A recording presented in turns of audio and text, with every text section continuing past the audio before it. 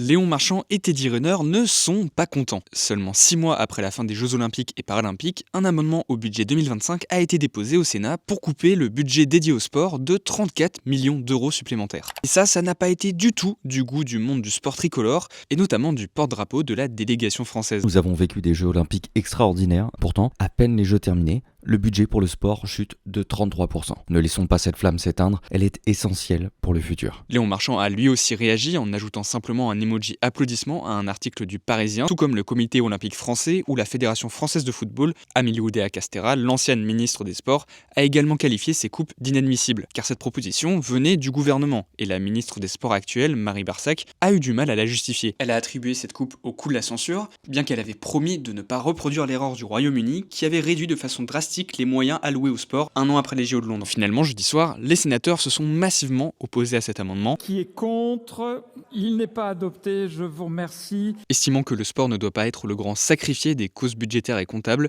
selon le rapporteur général du budget, Jean-François Husson.